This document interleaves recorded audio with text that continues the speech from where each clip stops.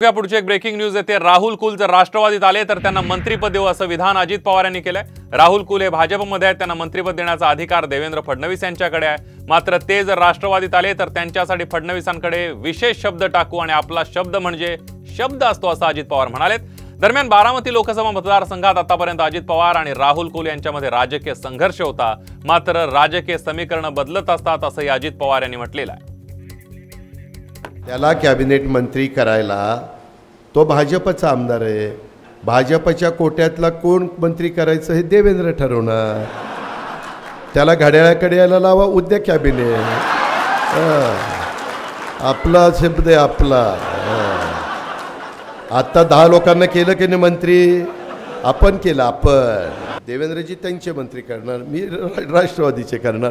मी फार तर देवेंद्रला सांगेल, देवेंद्र बाबा ही पोरगा लय चांगला आहे, लय चांगला आहे। तुमच्या ग्रामीण भागामध्ये भाजप ही वाढवेल।